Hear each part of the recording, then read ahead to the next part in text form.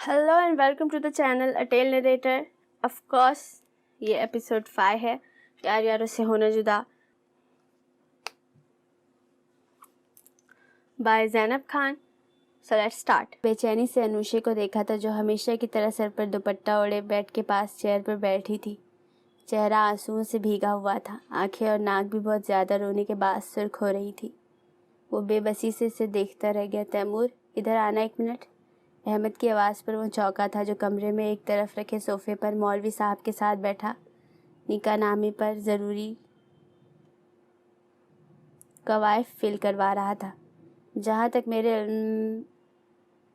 मेरे इल्म में था, मैंने फिल करवा दिया है। एक दफ़ा तू देख ले।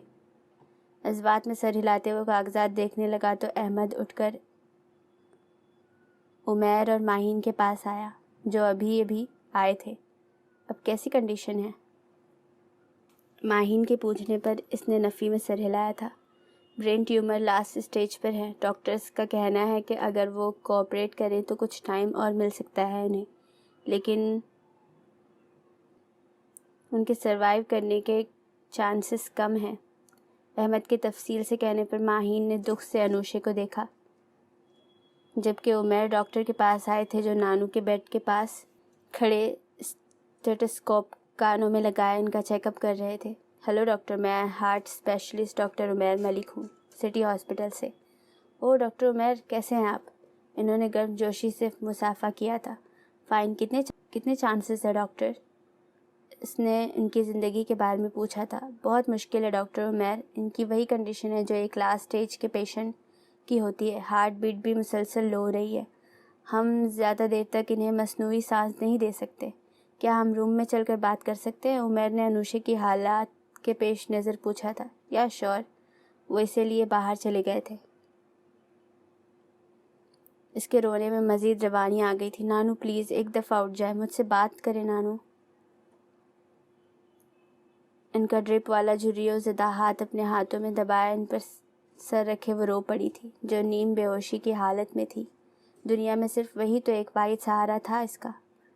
इसके आंसू तैमूर के दिल पर गिर रहे थे। बस न चल रहा था कि इसके सारे दुख दर्द कहीं दूर फेंक दे। इससे पहले कि वो उठकर इसके पास जाता, माहीन ने इसका बाजू पकड़कर रोका था। तुम रहने दो।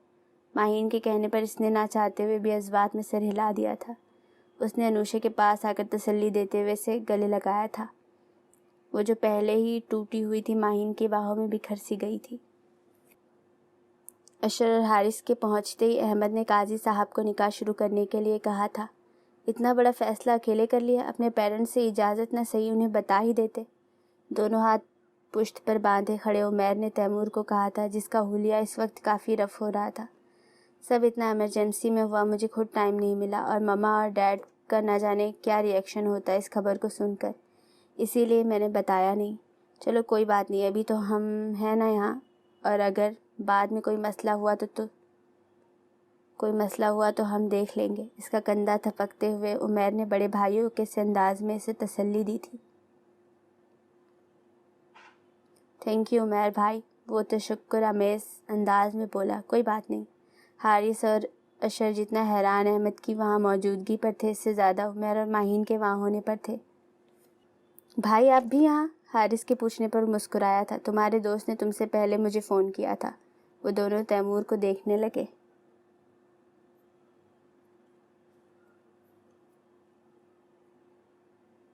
वो मैंने सोचा कि मम्मा और डैड तो है नहीं, लेकिन बड़े भाई को तो होना चाहिए ना, इसने सर खुजाते हुए कहा। लेकिन मुझे तो यहाँ उमैर भाई के अलावा भी एक बड़ा भाई नज़र आ रहा है, अशर ने अहमद पर चोट करते हुए कहा था, जो शर्ट के कफ मोड़ते हुए माहीन की किसी बात का जवाब दे रहा था।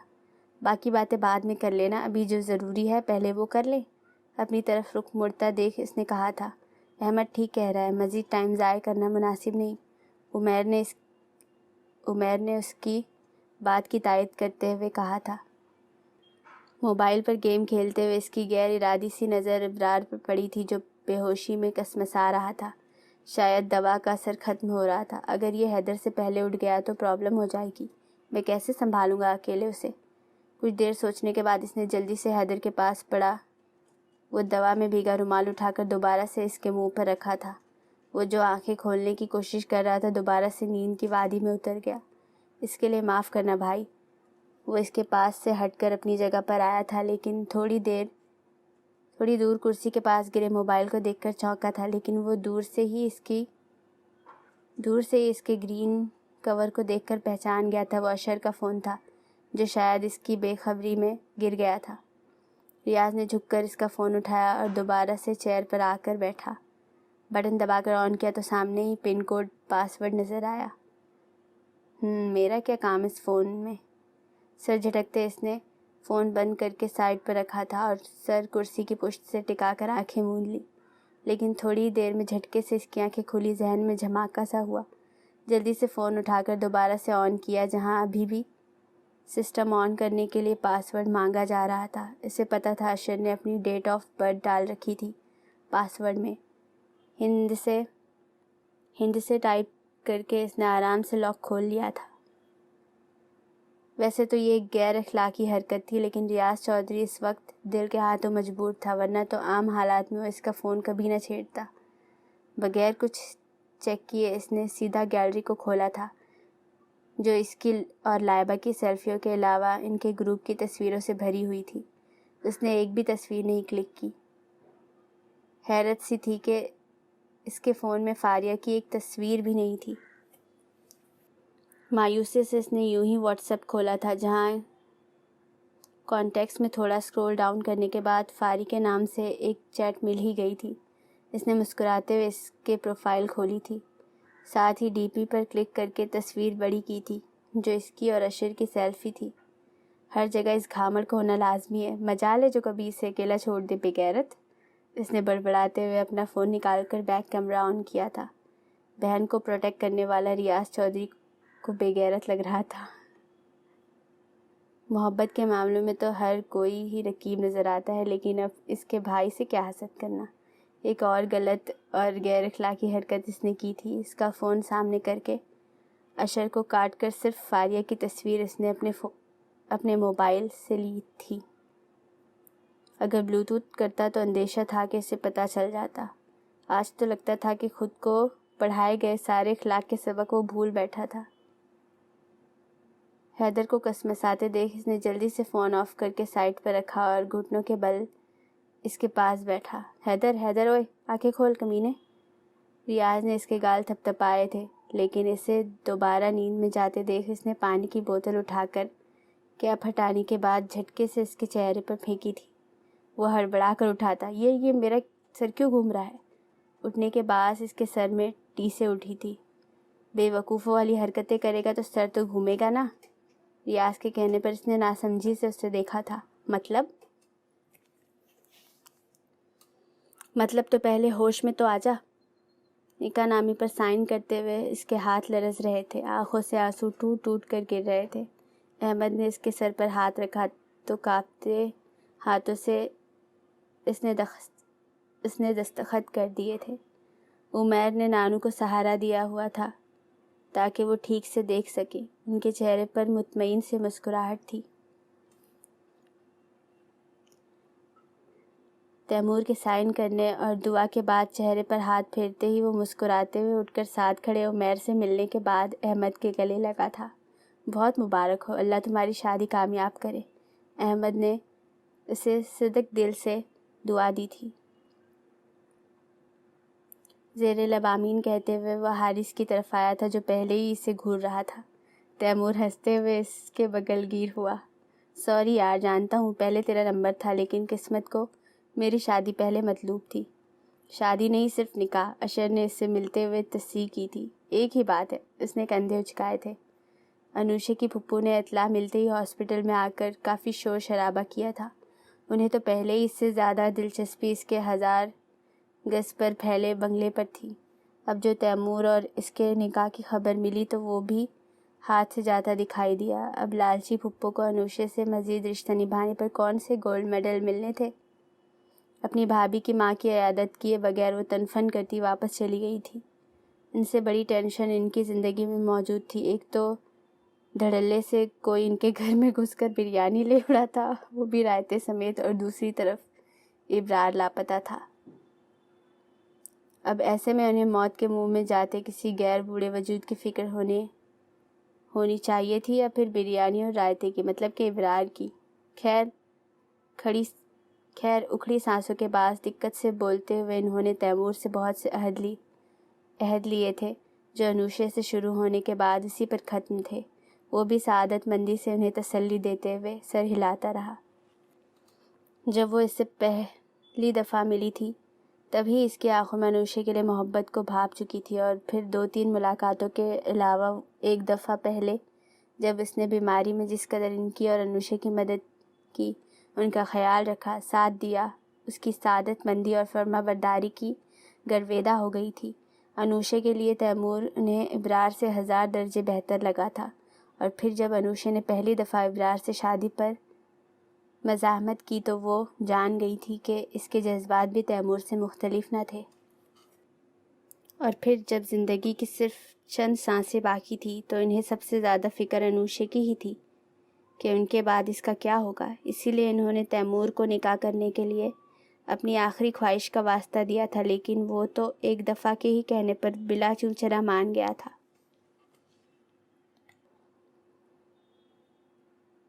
اپنی آنکھوں کے سامنے ان دونوں کو نکاح کے بندھن میں بندھتے دیکھ ان کے چہرے پر ڈھیروں اطمینان پھیلا تھا۔ گزرے دنوں کے مقابلے میں آج گرمی کی شدت تھوڑی زیادہ تھی، لیکن وقفے سے چلتے ٹھنڈی ہوا کے جھونکوں نے اس شدت کو خاصا کم کر دیا تھا۔ ایسے میں سایہ دار درخت کے نیچے بیٹھے ہاتھ میں فون پکڑے اس پر جھکا ہوا تھا۔ چہرے کے تاثرات بھی سخت تھے۔ یقیناً جو کچھ وہ فون میں دیکھ رہا تھا وہ اس کے اشتعال میں اضافے کے باعث بن رہا تھا۔ اس کے ساتھ ہی ریاض اور حارث بیٹھے تھے جو زور و شور سے کسی ٹاپک پر بحث کر رہے تھے۔ آج آخری دن تھا یونی میں۔ 4-5 دن بعد ان کے فائنل سیمسٹرز سٹارٹ ہونے والے تھے۔ مطلب کہ جب یہ سب ہو رہا تھا میں بے ہوش تھا۔ موبائل گھاس پر رکھتے ہوئے اس نے بے تاثر انداز میں کہا۔ نکاح کے بعد تیمور اب باقی سب سے گلے مل رہا تھا۔ اتنی دیر سے وہ جو بمشکل سے ضبط کیے حارث کے موبائل میں بنائی گئی نکاح کی ویڈیو دیکھ رہا تھا، اب برداشت کا دامن ہاتھ سے چھوٹ گیا تھا۔ لیکن ان دونوں کو متوجہ نہ ہوتے دیکھ اس کا غصہ بڑا تھا۔ مجھے بتانا تک ضروری نہیں سمجھا تم لوگوں نے؟ وہ اتنی زور سے دھاڑا تھا کہ وہ دونوں بوکھلا کر پیچھے کی جانب گرے تھے۔ اوئے بے وقوف، ہم پر کس بات کا غصہ اتار رہا ہے بے؟ نہ تو ہم نے نکاح کیا ہے اور نہ تجھے بے ہوش۔ جو کرنا ہے اس کے ساتھ کر، ہمارا دماغ مت کھا۔ کیوں ریاض، ٹھیک کہا نا میں نے؟ حارث نے اس کے کہنے پر ریاض کی جانب مڑ کر کہا تھا، جس نے زور سے سر اس بات میں ہلایا۔ بالکل بالکل۔ اس سے پہلے کہ وہ کچھ کہتا تیمور وہاں چلا آیا تھا، کندھے پر بیگ لٹکائے، خوشبوؤں میں بسا گزری رات کے مقابلے میں فریش لگ رہا تھا۔ وہ ایک کیسا ہے حیدر؟ لیکن تو نے وہ کیا بیوقوفی کی؟ رومال کیوں سونگھا تھا تو نے؟ جب پتا تھا کہ وہ ڈیفیکٹڈ ہے تو خود کو کون بے ہوش کرتا ہے؟ تیمور کو اندازہ نہیں تھا کہ وہ انجانے میں اپنی موت کو آواز دے رہا ہے۔ اپنی ہی دھن میں کہتے اس نے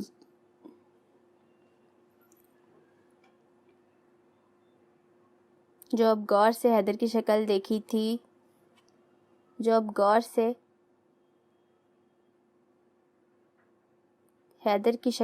تو چلتی زبان کو بریک لگی۔ نہ محسوس انداز میں اس نے بہت آہستہ سے کندھے پر سے بیگ اتار کر نیچے گھاس پر رکھا تھا۔ ہلکے ہلکے پیچھے ہٹتے اس نے ایک لقط ہی دوڑ لگا دی تھی، کیونکہ حیدر بھپرے انداز میں اس کا خون پینے کی شدید خواہش دل میں لیے آسیب کی طرح اس کے پیچھے پڑ چکا تھا۔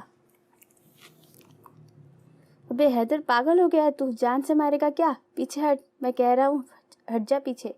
تیزی سے یونی کے گراؤنڈ میں دوڑتے ہوئے وہ مسلسل اپنے پیچھے بھاگتے حیدر کو دہائیاں دے رہا تھا، جس کے سر پر شاید خون سوار ہو چکا تھا۔ میں جانتا ہوں یہ تم لوگوں کی سازش تھی، جان بوجھ کر تم لوگوں نے مجھے بے ہوش کیا تھا تاکہ میں تیرے نکاح میں نہ آ سکوں، وہ بھی حلق کے بل چلایا۔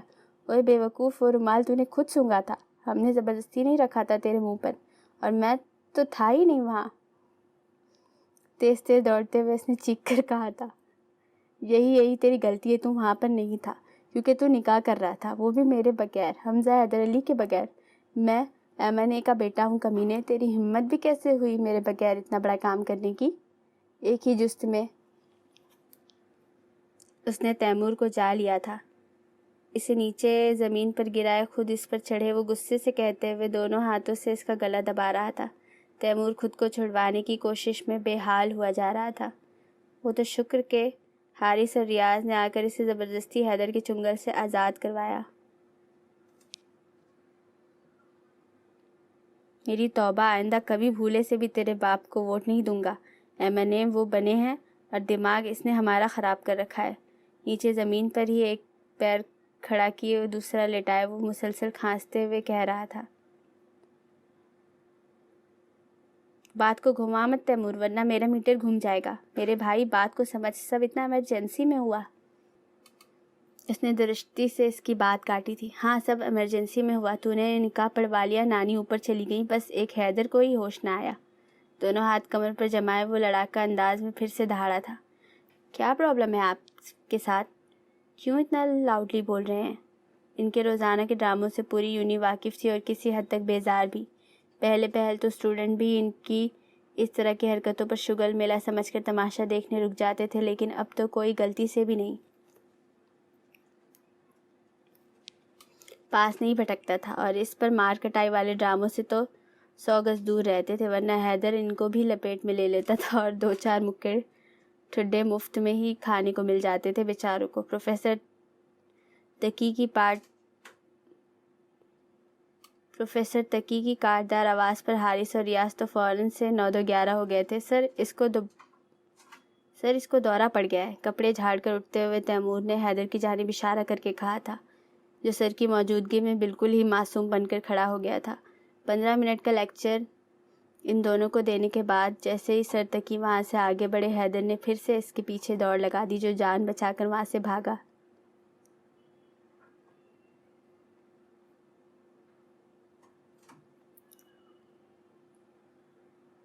فجر کے وقت نانو کی وفات ہو گئی تھی۔ ان کی آخری رسومات ادا کرنے کے بعد تیمور انوشے کو گھر لے جانا چاہتا تھا، لیکن عمیر نے اسے روک دیا کہ پہلے اپنے پیرنٹس کو انفارم کر دو، پھر انوشے کو لے کر جانا۔ اس کی حالت پہلے ہی ٹھیک نہ تھی، اور پھر جانے کیا ری ایکشن ہو اس کے ماں باپ کا۔ وہ تو غم سے نڈھال تھی، رو رو کر حال برا کر رکھا تھا۔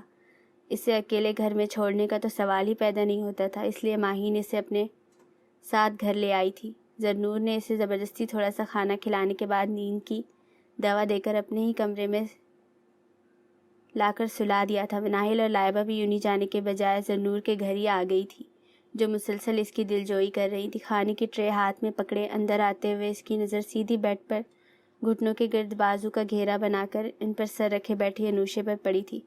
تعصب سے دیکھتے ہوئے وہ اس کے پاس آئی تھی۔ انوشے، میں جانتی ہوں تمہارا دکھ بہت بڑا ہے، لیکن کھانے سے تو ناراضگی مت نکالو۔ کل رات سے کچھ نہیں کھایا تم نے، پلیز تھوڑا سا کھا لو۔ زرنور کے لجاجت سے کہنے پر اس نے اپنا سر اٹھایا تو بکھرے بال، بے ترتیب لباس، شدت گرے سے سرخ ہوتی آنکھیں، یہ پہلے والی انوشے تو کہیں سے نہیں لگ رہی تھی۔ میں کیسے کھانا کھا لوں زرنور؟ میرے ماں باپ نہیں رہے، نہ میرا کوئی بھائی بہن ہے، اور ایک نانو تھی جو بس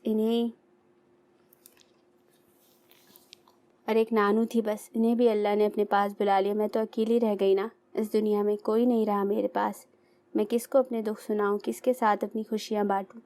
اس کے کندھے سے لگی وہ ہچکیوں سے رو رہی تھی۔ زرنور کے لیے اس کو سنبھالنا مشکل ہو گیا تھا۔ چپ ہو جاؤ انوشے، ایسے روگی تو پھر طبیعت خراب ہو جائے گی۔ اور تمہیں کس نے کہا کہ تم اکیلی ہو؟ کیا ہمیں تم کچھ نہیں سمجھتی؟ پل میں ہی تم نے ہمیں پرایا کر دیا۔ زرنور کے نروٹھے انداز پر وہ نادم ہوئی تھی۔ میرا وہ مطلب نہیں تھا زری۔ اس سے الگ ہوتے ہوئے اس نے زرنور کے دونوں ہاتھ اپنے ہاتھوں میں لے کر جلدی سے کہا تھا، نانو کے بعد تم لوگ ہی تو ہو جن کی موجودگی میں میں آزادی سے 2 گھڑی سانس لے سکتی ہوں۔ اس کی آواز پر پھر بھر آ گئی تھی۔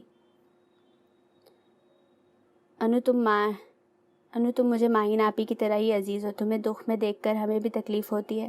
ہم میں سے سب نے ہی ایک نہ ایک دن چلے ہی جانا ہے، کسی کو بعد میں تو کسی کو پہلے۔ آئی نو کہ تم نانو سے بہت زیادہ اٹیچ تھی، لیکن اگر تم ایسے رہو گی تو کیا انہیں تکلیف نہیں ہوگی؟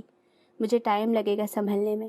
اس کے جواب میں آنکھیں رگڑتے ہوئے اس نے جھکی نظروں سے کہا تھا، ٹھیک ہے کوئی بات نہیں، جتنا ٹائم لینا ہے لو، لیکن وعدہ کرو کہ اب نہیں روگی اور کھانا بھی کھاؤ گی۔ ذنور نے اس کے سامنے اپنی ہتھیلی پھیلاتے ہوئے کہا تھا۔ اس نے بھی مسکراتے ہوئے اپنا ہاتھ اس کے ہاتھ پر رکھ دیا تھا۔ پرفیوم میں بسے سفید شلوار قمیص پہنے گیلے بالوں کو پیچھے کی طرف سیٹ کیے استین کے کف لگاتے ہوئے سٹیپس پھلانگ کر نیچے آتے ہوئے سیدھا کچن میں آیا تھا۔ Good morning mummy. مارننگ وش کر کے وہ شیشے کی بنی ڈائننگ ٹیبل کی چیئر گھسیٹ کر بیٹھا تھا، ساتھ ہی ہاتھ بڑھا کر ٹوکری میں رکھا سیب اٹھا کر ایک بائٹ لی تھی۔ صبح بخیر بیٹا، آج تو یونی نہیں جانا؟ تو پھر صبح ہی صبح اتنی تیاری کس لیے؟ ناز ولید نے اخبار فولڈ کر کے سائڈ پر ڈال کر کافی کا مگ اٹھاتے ہوئے حیرت سے اپنے خوبرو بیٹے کو دیکھا تھا۔ بس کہیں جانا تھا کام سے، پاپا آفس نہیں گئے ابھی تک؟ اسپورٹس کی خبروں پر سرسری سی نظر ڈالتے ہوئے اس نے بات کو ٹالا تھا۔ اب انہیں کیا بتاتا کہ یار مما ایک دن کا دولہا ہوں، اتنی تیاری تو چلتی ہی ہے۔ انہیں ذرا دیر سے جانا تھا، تم بتاؤ ناشتہ بنا دوں؟ جی بنا دیجیے، لیکن صرف آملیٹ اور بریڈ دے دیں، پراٹھے کا موڈ نہیں آج۔ چلو اچھا ہے، دونوں کو ساتھ ہی بتا دوں گا۔ ٹھیک ہے بنا دیتی ہوں۔ وہ اٹھ کر کاؤنٹر کے پاس گئی تو اس نے جیب سے اپنا موبائل نکال کر آن کیا۔ وہ اس کے پاس نہیں تھی، لیکن اس کا احساس اسے ہر پل اپنے آس پاس محسوس ہوتا تھا۔ فائنل سیمسٹر بھی جلد ہی سٹارٹ ہونے والے تھے۔ کل سے وہ پڑھنے میں اتنا مصروف رہا کہ ذنور کے گھر جانے کا وقت ہی نہیں ملا۔ اس کی سوچوں کا رخ انوشے کی جانب ہی مڑ گیا تھا۔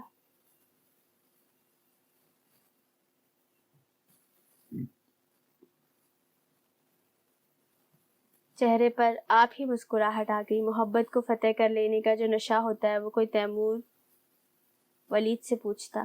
وہ ابھی بھی بے یقین تھا کہ انوشے اس کے نکاح میں آ چکی تھی، ہمیشہ کے لیے اس کی بن چکی تھی۔ اب کیسی طبیعت ہے اس کی؟ دانتوں سے سیب کاٹتے ہوئے اس نے موبائل پر جھکے ذنور کو ٹیکسٹ بھیجا تھا، جس کا اگلے ہی لمحے شرارتی سا جواب آیا تھا۔ خود آ کر دیکھ لو، اب تو کوئی پابندی بھی نہیں۔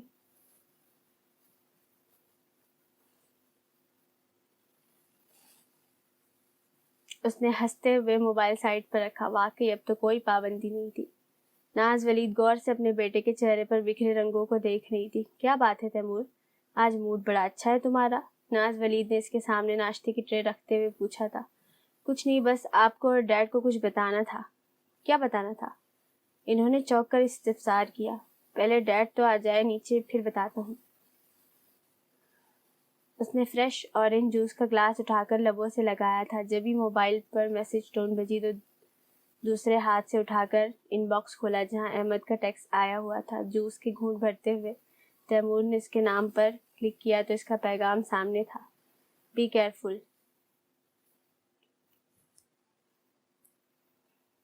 اس نے اچنبھے سے 2-3 بار اس پیغام کو پڑھا، لیکن سمجھنے سے قاصر تھا کہ احمد نے اس قسم کا میسج اسے کیوں بھیجا۔ شاید غلطی سے سینڈ کر دیا ہوگا۔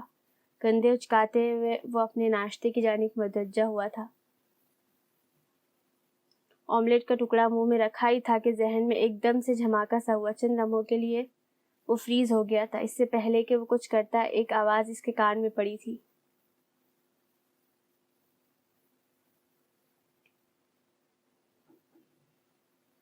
دیسا دا راجا میرے بابول کا پیارا، امڑی دے دل دا سہارا، وے ویر میرا گھوڑی چڑھیا۔ اس نے فوراً مڑ کر اپنے پیچھے دیکھا۔ اس کے بدترین خیال کی تصدیق ہو چکی تھی۔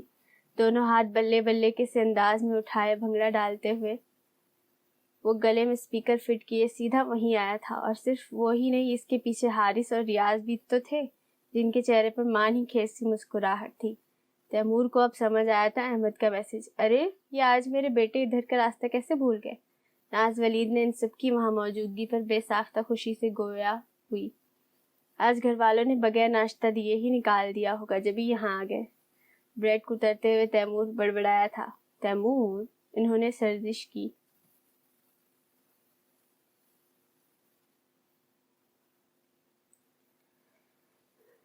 ارے ناشتہ کیا، اب تو ہم پوری دعوت اڑا کر جائیں گے۔ کیوں بھائی لوگ؟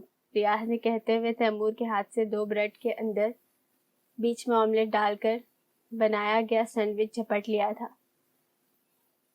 جوس کا آدھا گلاس حارث پہلے ہی اٹھا چکا تھا. ایک حیدر تھا بس جسے تیمور کے آس پاس کچھ کھانے لائق نہیں ملا تو پورے کچن میں گھومنے اور ایک ایک چیز تلاشنے کے بعد اب فریج میں سے پلیٹ میں رکھی 3 چاکلیٹ پیسٹری نکال چکا تھا. تیمور انہیں کھا جانے والے انداز میں دیکھ رہا تھا, کہیں کچھ بک نہ دے. ایک تو چھوڑ دیتا کمینے. پیسٹریز کھانے کے بعد اب انگلیوں کو چاٹتے حیدر کو اس نے دانت پیس کر کہا تھا, او سوری میں بھول گیا. معصومیت کے ریکارڈ توڑتے ہوئے وہ اب ناز ولید کی طرف متوجہ ہوا تھا جو حارث اور ریاض سے محو گفتگو تھی. باقی دونوں کدھر ہیں, وہ کیوں نہیں آئے؟ انہوں نے اشر اور احمد کے بارے میں پوچھا تھا. دونوں ہی شادی شدہ ہیں آنٹی اور دونوں ہی جورو کے غلام ہیں. اب آپ اندازہ کر سکتی ہیں کہ دونوں اپنی جورو کے علاوہ اور کس کے ساتھ ہو سکتے ہیں. ہاں شریر. انہوں نے مصنوعی گھورتے ہوئے حیدر کو چپت لگائی تھی. اچھا بتاؤ, ناشتہ بناؤ تم لوگوں کے لیے؟ اتنے دنوں کے بعد ان سب کو وہاں دیکھ کر وہ بے حد خوش تھی. ان کے آنے سے رونق جو لگ جاتی تھی گھر میں. جی بالکل, میرے لیے تو آپ اپنے قیمے والے اسپیشل پراٹھے بنائیے جن پر آپ اوپر سے مکھن ڈالتی ہیں. ہاں قسم سے مزہ آ جاتا ہے, اور ساتھ میں الائچی والی چائے بھی. حیدر کا فرمائشی پروگرام شروع ہو چکا تھا. ابھی بنا دیتی ہوں. ریاض, حارث, تم دونوں بتاؤ کیا کھاؤ گے؟ آج ہم بھی یہی کھا لیں گے, دونوں نے ہی شریفانہ انداز میں کہا تھا. وادلے میاں, بڑی خوشبو بکھیر رہا ہے آج تو. ریاض نے اس کی جانب جھک کر شرارت سے کہا تھا, جس پر تیمور نے گھورتے ہوئے اس کے پیٹ میں کوہنی ماری تھی. او تیری ظالم, خالی پیٹ ہوں, کچھ تو خیال کر. اس نے کرراتے ہوئے دہائی دی. Good morning young boys. جبھی سیاہ رنگ کے 3 پیس سوٹ میں ملبوس, ایک ہاتھ میں بریف کیس پکڑے ولید صاحب نے اوپن کچن میں آتے ان سب کو وہاں دیکھ کر خوشگواری سے کہا. گریسفل سی شخصیت کے مالک تھے اور ایک دفعہ ملنے پر ہی جن کی پرسنالٹی سے مرعوب ہو جائے. وہ تینوں ہی مؤدب سے اپنی جگہ سے اٹھ کھڑے ہوئے تھے. السلام علیکم انکل, کیسے ہیں آپ؟ بیٹھو بیٹا, بیٹھو آرام سے. میں بالکل ٹھیک ہوں, تم لوگ سناؤ, یونی ختم ہوئی تو آج انکل اور آنٹی کا خیال آ گیا. خوشگواریت سے کہتے ہوئے وہ بریف کیس سائڈ پر رکھے مخصوص نشت سنبھال چکے تھے. وہ بات کچھ ایسی ہے انکل کہ تیمور آپ دونوں سے کچھ کہنا چاہ رہا تھا. کوئی بہت ضروری بات. تو ہم نے سوچا کہ ہمیں بھی تو یہاں ہونا چاہیے. حیدر کے پیٹ میں کوئی بات ٹک ہی نہیں سکتی تھی تھوڑی دیر کے لیے بھی. ہاں تیمور, بات ہے. تم کہہ رہے تھے اپنے پاپا کے آنے کے بعد بتاؤ گے. کیا کہنا چاہ رہے تھے تم؟ ناز ولید نے پیڑے میں قیمے کی فلنگ بھرتے ہوئے پوچھا تھا. وہ اس نے سٹپٹاتے ہوئے پانی کا گلاس اٹھا کر لبوں سے لگاتے ہوئے خشک ہوتے حلق کو تر کیا تھا. اتنا بڑا جو مارکا وہ بغیر کس ڈر و خوف کے انجام دے چکا تھا, اب ماں باپ کو بتانے میں اتنے ہی ہاتھ کانپ رہے تھے. ولید صاحب بھی سوالیہ انداز میں سے دیکھنے لگے. آنٹی, آپ نے تیمور کی شادی کا نہیں سوچا ابھی تک؟ حارث کے کہنے پر اسے بلا وجہ ہی کھانسی آ گئی تھی. کوئی بات نہیں, لے پی لے. حیدر نے جلدی سے اس کا کندھا تھپکتے ہوئے پانی کی بوتل زبردستی اس کے ہاتھ میں تھمائی تھی. اس طرح تو ہوتا ہے اس طرح کے کاموں میں. شیشے کے باؤل میں سے مٹھی بھر کر ڈرائی فروٹس اٹھا کر منہ میں ڈالتے ریاض نے شرارت سے کہا تھا. اگر وہ سب وہاں موجود نہ ہوتے تو تیمور کے لیے بہت ایزی تھا ناز اور ولید صاحب کو بتانا, لیکن اب وہ کوشش کے باوجود بھی کنفیوز ہو رہا تھا. احمد, فون کان سے لگائے سیڑھیاں اترتے وہ زرنور کی جھنجھلاتی آواز پر چونک کر رکا. کیا ہوا؟ اس نے ریکنگ پر جھکی زرنور کو ہاتھ کے اشارے سے پوچھا, جو 2 سیکنڈ میں اس کے پاس آئی تھی. فون بند کرو پہلے. واٹ؟ فون بند کرو خانزادہ. اس کے کڑے انداز سے کہنے پر احمد نے اچنبے سے اسے دیکھتے ہوئے ہونٹوں کے قریب موبائل لے جا کر I'll call you back کہہ کر بند کر دیا تھا. اب بتاؤ کیوں اتنے مصروف ہو تم؟ کب سے ڈھونڈ رہی ہوں تمہیں, لیکن تمہارے تو نہ اندر باہر کے چکر ختم ہو رہے ہیں اور نہ ہی اس فون پر میٹنگ. کب سے دیکھ رہی ہوں صبح سے اس فون کے ساتھ چمٹے ہوئے ہو.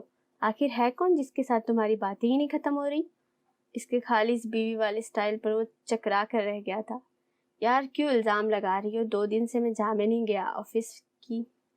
آفس کی میں نے شکل نہیں دیکھی. نہ جانے کتنی ہی میٹنگ تو مجھے کینسل کرنا پڑ گئی, اور تم کہہ رہی ہو کہ میں فون پر افیئر چلا رہا ہوں. وہ برا مان کر بولا, لیکن اس کا جلا بھنا انداز اسے لطف دے رہا تھا. اچھا تو تم کہہ رہے ہو کہ تم فون پر افیئر چلانے کے بجائے میٹنگز بھگتا رہے ہو. ہاں تو چاہو تو میرا فون دیکھ لو، ساری کالز جامع اور آفس کی ہیں. احمد نے صرف کہا تھا، لیکن اسے یہ نہیں پتا تھا کہ اس سچ میں اس کے ہاتھ سے فون جھپٹ لے گی. دکھاؤ ذرا. موبائل چھین کر اس نے پیٹرن ڈرا کر کے سیدھا کال ہسٹری چیک کی تھی، جہاں متعدد کالز کی لسٹ تھی. پہلے ہی نام پر نظر پڑتے اس کی تیوری چڑھی اور احمد کا اپنا سر پیٹنے کا جی چاہا تھا کہ وہ کون سی گھڑی تھی جب اس نے ذنور کو اپنا پیٹرن پاس ورڈ بتا دیا تھا. اس نمبر سے صبح سے 3 کال آ چکی تھی اور 2 احمد نے خود کی تھی. کون ہے یہ حیات اور کہاں سے آ رہی ہے اس کی کال؟ جامع سے یا پھر آفس سے؟ اس نے تنزیہ انداز میں پوچھا. یار میری سیکریٹری ہے. تم نے ایک لڑکی کو سیکریٹری رکھا ہوا ہے احمد؟ ابھی فائر کرو اسے. پہلے ہی تمہیں اس افیرہ سے فرصت نہیں ملتی اور اب یہ حیات. نہ جانے اٹلی میں بھی کن کن سے تمہاری دوستی رہی ہوگی. اور مجھے کہتے. اس کا دماغ گھوم چکا تھا اتنی سوالوں پر. ذنور کی بات کاٹ کر وہ دونوں ہاتھ اس کے سامنے جوڑ کر بولا تھا. معاف کر دو مجھے، میری توبہ جو آئندہ کسی کی کال اٹینڈ کروں تو. ایسا کرو یہ فون بھی تم اپنے پاس ہی رکھ لو، اور یقین کرو وہ صرف میری سیکریٹری ہے، چاہے تو ڈیڈ سے پوچھ لو. وہ تو فون پر قبضہ جمائے سیڑھیاں چڑھ گئی تھی اور وہ خراب موڈ کے ساتھ نیچے اترنے لگا. اس بیوی نامی مخلوق سے تو اب واسطہ پڑا تھا اس کا. اب بتا بھی دے بھائی، کیوں اتنا سسپنس کریٹ کر رہا ہے؟ ریاض کے کہنے پر جہاں تیمور نے اسے گھورا تھا، وہیں ولید صاحب اور ناز بھی اسے الجھن بھری نظروں سے دیکھ رہے تھے. بات کیا ہے تیمور؟ بتا بھی دو اب. ناز نے گھبراہٹ زدہ انداز میں کہا. وہ ماما، وہ میں نے اس سے پہلے کہ وہ کچھ کہتا حیدر نے اسے ہاتھ اٹھا کر روک دیا تھا اور اپنے سینے پر ہاتھ رکھ کر ہلکا سا جھکا تھا. میں ہوں نا، میں ہی کر لیتا ہوں یہ زحمت.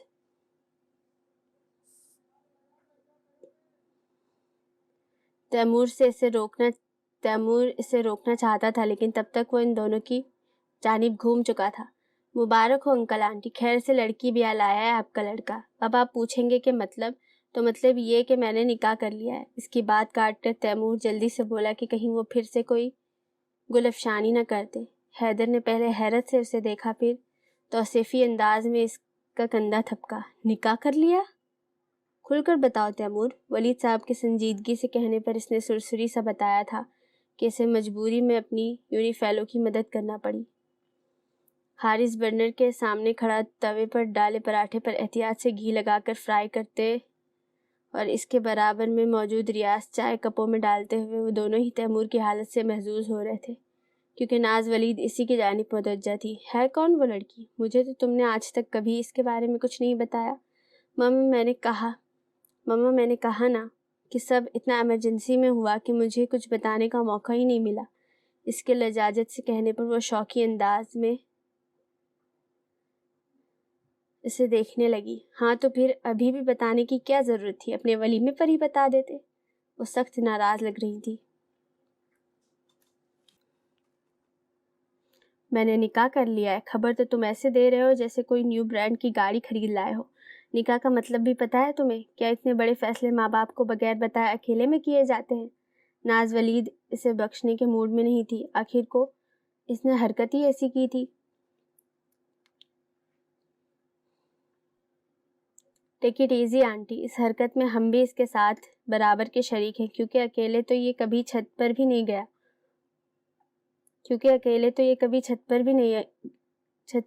گیا ہوگا. اور کہاں اکیلے نکاح کرتا ہے؟ حیدر نے انہیں ٹھنڈا کرنے کے لیے کہا تھا. اس وقت کہاں ہے وہ لڑکی؟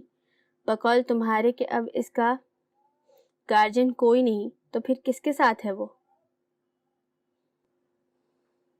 ولید صاحب نے اس سے استفسار کیا تھا. آباد انکل کے گھر ہے. ماہین آپی اور عمیر بھائی زبردستی لے گئے تھے، ورنہ میں اسے یہیں لے کر آتا. ان کو جواب دیتے ہوئے اس نے اپنی ماں کو دیکھا تھا، پھر گہری سانس بھرتے ہوئے اپنی جگہ سے اٹھ کر ان کے پاس گھٹنوں کے بل بیٹھتے ہوئے ناز کے دونوں ہاتھ اپنے ہاتھوں میں دبائے تھے. مما، آپ جانتی ہیں میں کبھی کوئی غلط کام نہیں کر سکتا. ہاں میں مانتا ہوں مجھے انوشے کے بارے میں آپ کو پہلے ہی بتا دینا چاہیے تھا، لیکن میں صحیح وقت کا انتظار کر رہا تھا. لیکن مجھے نہیں پتا تھا کہ مجھے اتنی ایمرجنسی میں اس سے نکاح کرنا پڑے گا. مما پلیز آپ تو مجھے سمجھنے کی کوشش کریں. ٹھیک ہے، میں نے مانا کہ تمہاری مجبوری تھی، لیکن میرے دل میں بہت ارمان تھے تمہاری شادی کے تیمور. انہوں نے جواب میں ٹیشو سے آنکھیں پوچھتے ہوئے افسردہ لہجے میں کہا تھا۔ ہاں تو ماما، میں نے کون سا ڈھنگ سے شادی کی ہے؟ آپ ابھی بھی دھوم دھام سے میری شادی کر کے اپنے سارے ارمان نکال سکتی ہیں۔ اس کے شرارت سے کہنے پر وہ نم آنکھوں سے مسکرا دی تھی۔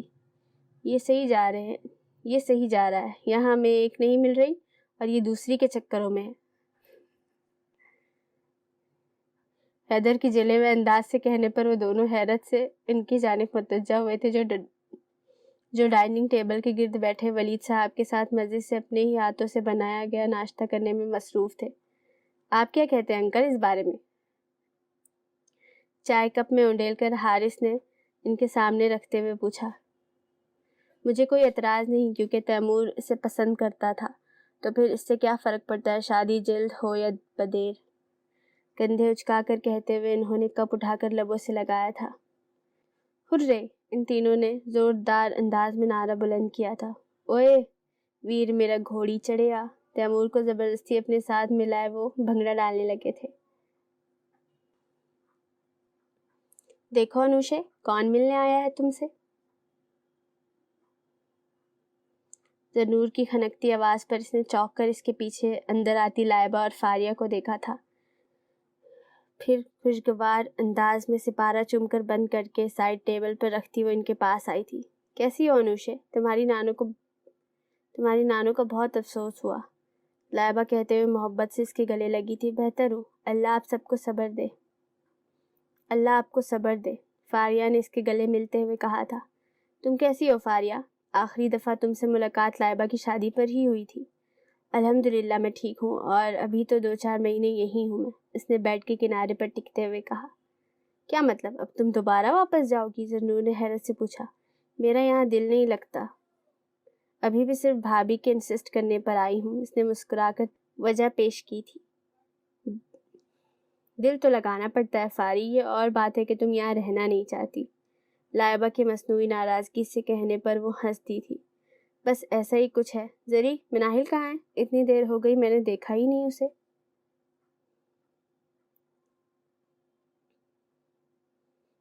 انوشے نے زنور سے پوچھا تھا۔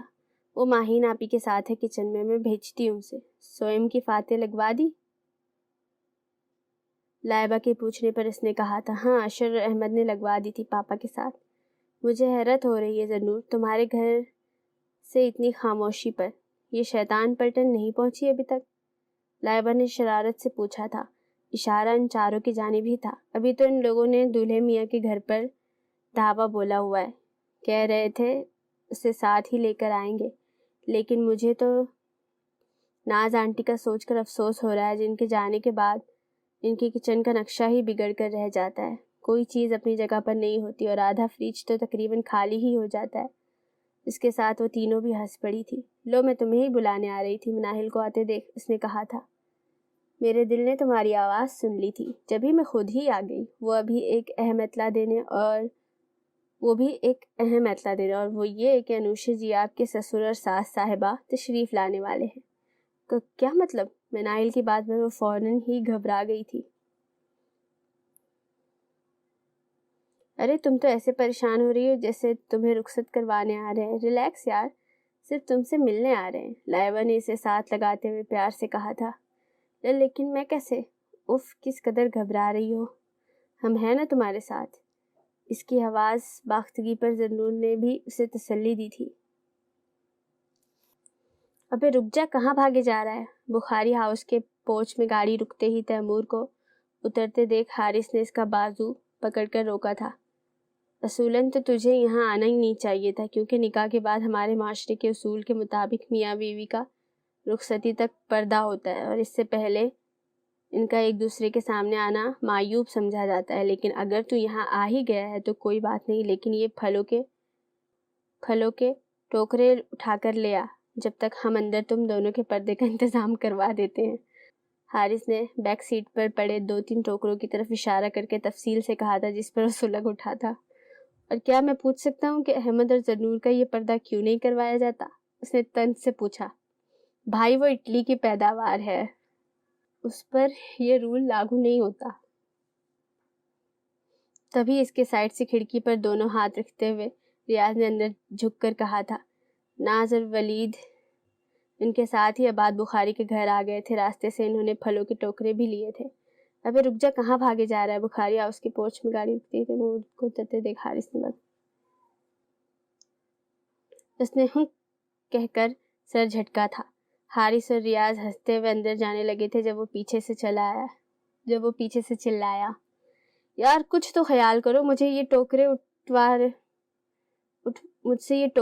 رہے ہو، میں ایک رات کا دھولا ہوں۔ وہ رواں ہو گیا تھا۔ بیٹا جی، رات گئی بات گئی، شرافت سے اٹھا کر لیا، اور دیکھ تیرا ہی فائدہ ہے، انوشا بھابھی خوش ہو جائیں گی کہ میرا میاں میرے لیے بنفس نفیس ٹوکرے اٹھا کر لایا ہے۔ How sweet. وہ دونوں اس کو چھیڑتے، ہاتھ پر ہاتھ مارتے اندر کی جانب بڑھنے لگے تھے، جبکہ وہ دل میں ان کو گالیاں دیتا بھناتے ہوئے گاڑی میں سے ٹوکرے نکالنے لگا۔ ریاض کے سیل پر کال آ رہی تھی۔ حارث کو اندر جانے کا اشارہ کرتے ہوئے اس نے شرٹ کی جیب سے فون نکالا تھا۔ گلاس ڈور کے پاس ہی کھڑے اس نے فون کان سے لگایا تھا۔ دوسری جانب اس کی والدہ رباب تھی۔